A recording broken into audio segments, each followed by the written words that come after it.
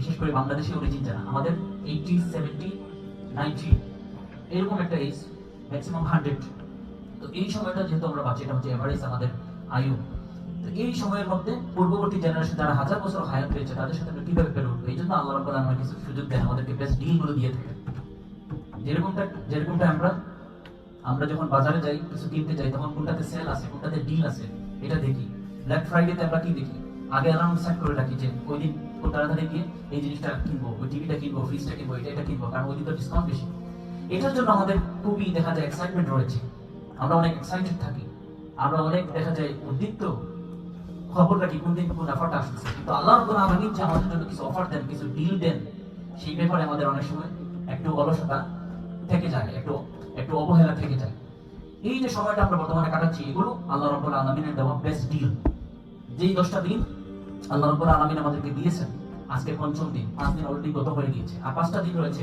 এবং এই 5 দিনের মধ্যে পুরা বছরের সর্বশ্রেষ্ঠ যে দিনটা ইয়াউমে আরাফা, সেটা রয়েছে, সেটা আগামী মঙ্গলবার এবং আগামী বুধবার ইয়াউমুন নাহর বা ইয়াউমুল উযহিয়া, কুরবানি।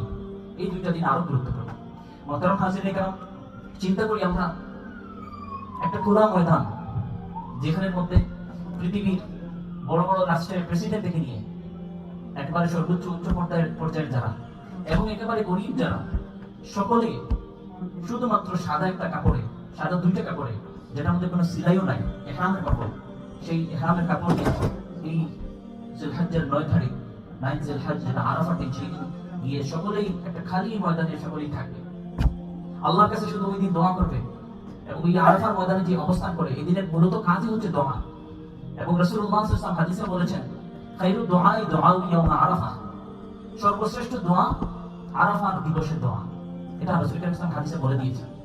তো ওই দিন চিন্তা করেন, পুরো পৃথিবী থেকে প্রায় 2 মিলিয়ন মুসলমান একটা জায়গায়, একটা ফিল্ডে সমবেত হবে, যে ফিল্ডে কোনো ডিসক্রিমিনেশন নাই, কে হোয়াইট, কে ব্ল্যাক, কে রিচ আর কে পুর, কে পাওয়ার্ড আর কে এম্পাওয়ার্ড, এটার মধ্যে কোনো ডিসক্রিমিনেশন নাই, কোনো ভেদাভেদ নাই, কে ক্ষমতাশীল এবং কার উপর ক্ষমতা প্রয়োগ করা হয়, কোনো পার্থক্য নাই। প্রেসিডেন্ট যেমন 2টা কাপড়ে, সাদা 2টা কাপড়ে দাঁড়াবে না, সেই আমাদের মতো যারা মাস পিপল, কমন পিপল, আমরাও সেইভাবে দাঁড়াই। তো এই আরাফার দিবসে এই যেটা একটা মেসেজ আমাদেরকে আল্লাহ রাব্বুল আলামিন দিয়ে থাকেন, দেখো কিয়ামতের ময়দানে তোমাদেরকে ওভাবে দাঁড়াতে হবে।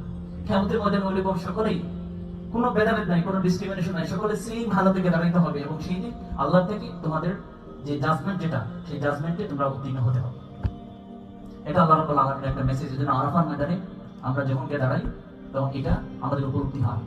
অথবা যারা আরাফার ময়দানে নাই, ইবনে হাজার আসকালানী রাহমাতুল্লাহি বলতেছেন, আরাফার ময়দানে যারা উপস্থিত হয়, তারা জামান এবং মাকান 2টা ক্ষেত্রেই তারা উপস্থিত হয়ে যায়, অর্থাৎ সময় এবং স্থান 2 ক্ষেত্রে তারা উপস্থিতি দেয়। কিন্তু যারা আরাফার ময়দানে যেতে পারে না, যেমন আমরা এই বছর যেতে পারতেছি না, কিন্তু আমরা জামানের সাথে, অর্থাৎ সময়ের সাথে আমরা উপস্থিতি দিতে পারি, অথবা মাকানের সাথে, স্থানের সাথে আমরা উপস্থিতি হবে না, পসিবল না। এবং এটা পসিবল ছিল না। রাসূলুল্লাহ সাল্লাল্লাহু আলাইহি ওয়াসাল্লাম প্রায় 7 বছর ওয়েট করেছিলেন, অপেক্ষা করেছিলেন, তিনি হজ করতে পারেননি, আরাফার ময়দানে যাওয়ার জন্য তিনি ওয়েট করতেছিলেন। তো এরকম আমরাও কিন্তু ওয়েট করতেছি। আমরা জীবনে দেখা যাচ্ছে যে ফুরসত পাচ্ছি না, সময় পাচ্ছি না, বা সাময়িক অসুবিধা, অসুস্থতা, বিভিন্ন কারণে আমরা হজের জন্য আল্লাহ আমাদেরকে কল করতেছেন না, এবং আমরা যাচ্ছি না, কি লাব্বাইক বলতেছি না।